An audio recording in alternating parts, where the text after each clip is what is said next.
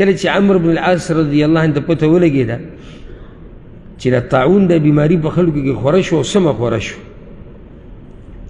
نو هغه یو مشوره ورکړه خلکو له، وی خواره شي یو ځای کې ټول مه جمع کېږئ. امام احمد دا روایت راوړی چې ټول جمع کېږئ په یو ځای کې مه، څوک لاړ شي دې خوړونو ته، څوک دې درو ته، وځئ بار ته،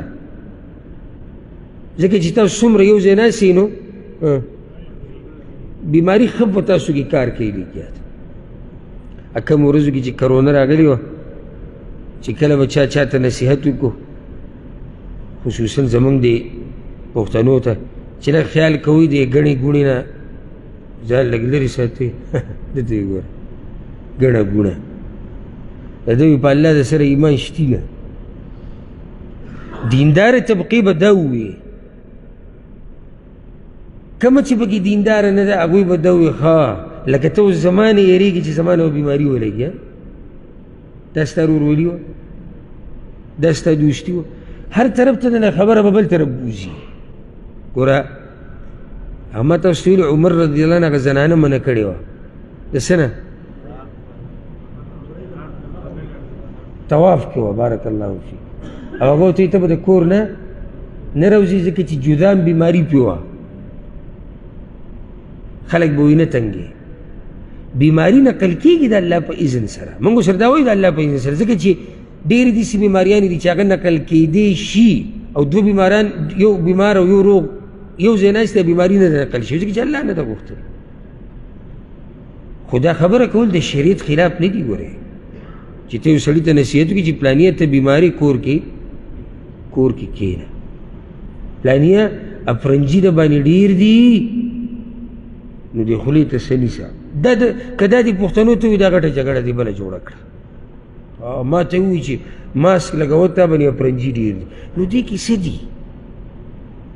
افرنجي دي، ته چې افرنجي وکړې د خولې نه یا د پوزې نه چې څه ځي هغه په بل مسلمان لګي یا د بل په کپړو لګي یا په دې ځي کې خوري،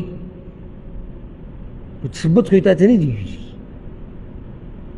دغه شان چې یاره د ګڼو ګوڼو نه ځان لږ لرې ساتئ. او دغه نصیحت دلته چا وکړو؟ عمرو بن العاص وی خواره شي چې دا ګڼه څه شي دا ختمه شي، دا خلک په یو یو ځای کې را جمع شوي ځکه لږ لرې لرې شي. دا نصیحت هغه په هغه ورځو کې کړی. او سبحان الله په هر کار کې د الله خیري او تقدیر کې لیکلی شوي خبرې په دې طاعون امواس کې دومره مسلمانان مړه شوي دي کنه، دومره مسلمانان چې مشهور روایت دا دی چې 15,000 کسان په دې کې مړه شوي دي او بعض روایتونو کې 20,000 راځي. او په دې کې غټ غټ صحابه کرام مړه شوي دي او تعجب به وکړي ډېر د هغه سړي چې نوم یې سړی واوري او زړه د سړي خوشحاله شي، دومره ورسره د خلکو محبت دی. یو 2 کسان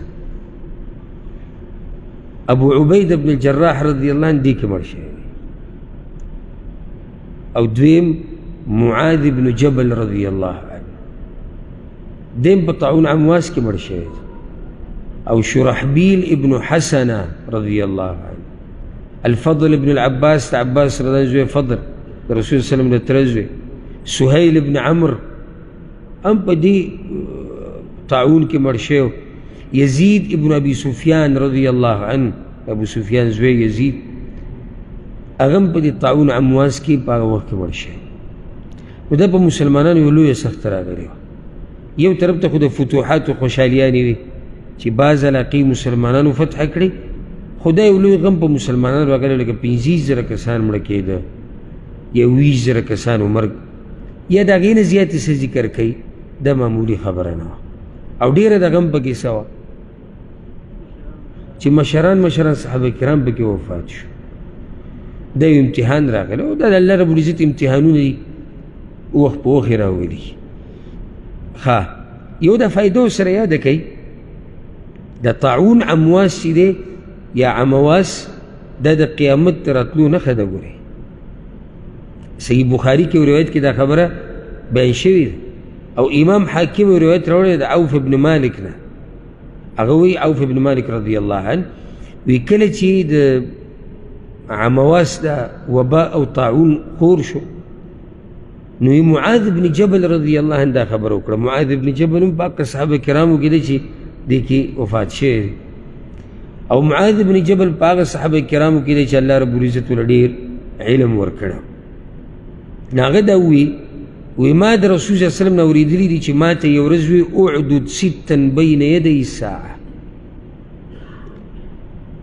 د قیامت نه مخکې شپږ خبرې شماره چې دا شپږ خبرې دي نه لیدلې قیامت نه راځي. نو وی فقد کان منهن الثلاث، درې ما ولیدې وي په شپږو کې درې ما ولیدې. یو د رسول صلی الله علیه وسلم وفات کېدل، دنیا نه تګ، دا د قیامت واضحه نښه ده ځکه چې په هغه پسې وروسته بل پیغمبر نشتی. نو چې بل پیغمبر نشتی دا امت اخرنی دی، او د اخرني دا مطلبي چې په ده باندې نوره دا قصه ودرېږي مخکې نه ځي.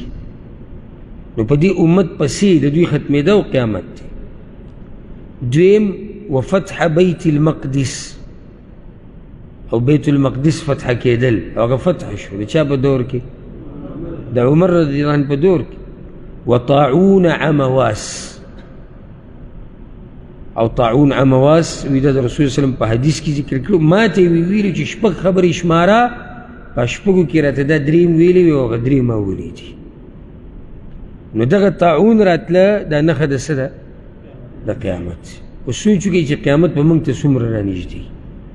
ځکه کوشش محنت وکړئ. زما تاسو ته د زړه نه دا نصیحت دی، د یو ورور، د یو مخلص دوست، دا هغه چا چې په تاسو خفه کېږي ورب الکعبه چې د خپل دین مضبوط راونیسئ. عضو علیها